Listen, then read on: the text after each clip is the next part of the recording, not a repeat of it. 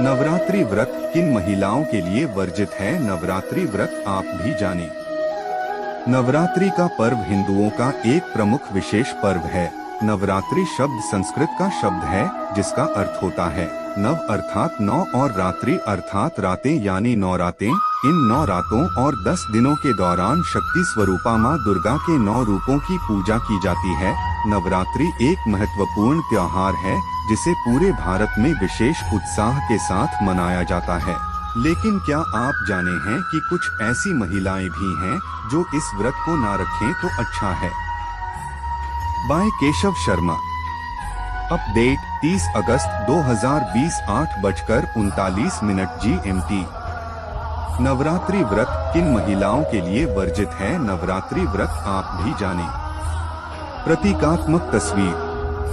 नवरात्रि का पर्व हिंदुओं का एक प्रमुख विशेष पर्व है। नवरात्रि शब्द संस्कृत का शब्द है जिसका अर्थ होता है नव अर्थात 9 और रात्रि अर्थात रातें यानी 9 रातें। इन 9 रातों और 10 दिनों के दौरान शक्ति स्वरूपा माँ दुर्गा के 9 रूपों की पूजा की जाती है।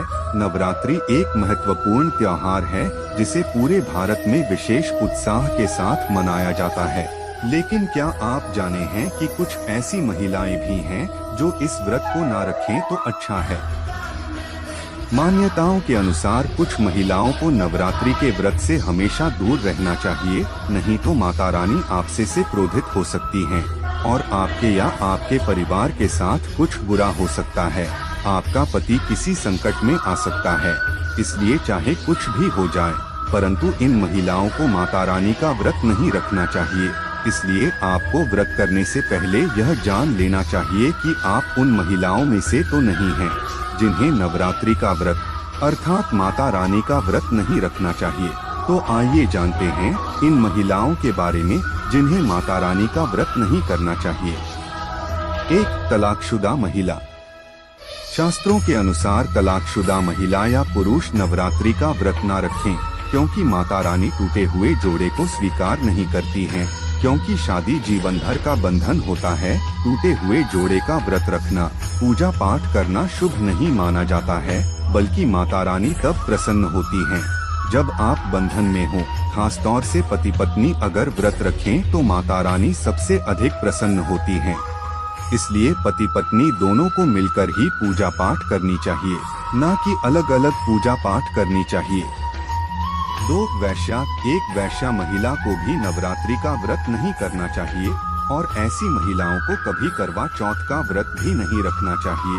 शरीर की पवित्रता जब व्यक्ति की खत्म हो जाती है तब वह मैला ही नहीं बल्कि पापी भी कहलाता है।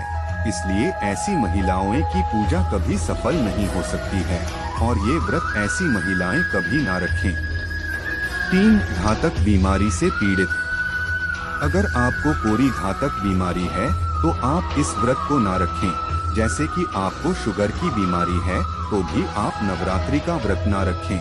अगर आपको दिल की बीमारी, शरीर में कमजोरी है, चक्कर आने की प्रॉब्लम, बीपी, दर्द आदि की बीमारी है तो आप नवरात्रि का व्रत ना करें, नहीं तो आपके साथ कुछ भी हो सकता है।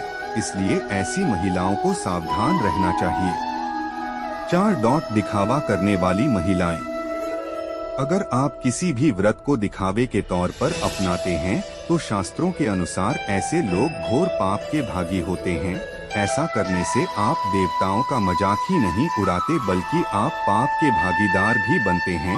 माता दुर्गा ऐसे लोगों से कभी प्रसन्न नहीं होती हैं, बल्कि माता ऐसे लोगों को बर्बाद कर देती हैं। देवता तभी प्रसन्न होते हैं जब आप सच्चे दिल से उन्हें पूजते हैं और शास्त्रों का अनुसरण करें। 5. गाली देने वाले लोग। अगर आपको बार बार गाली देने की आदत है तो आप जितना जल्दी हो सके अपनी इस आदत को छोड़ दें। अगर माता रानी को प्रसन्न करना है और व्रत व पूजा पाठ करना है तो जुबान से मीठे बोल ही बोलें। अधिक और ज्यादा कड़वे बोल बोलने से माता सरस्वती का अपमान होता है और आप भी पाप के भागीदार बनते हैं। इसलिए अगर आप चाहते हैं कि माता रानी आपके घर में अपना स्थान बना लें तो माता रानी की श्रद्धा भाव से पूजा करें और निश्चल भावना से माता रानी का व्रत रखें।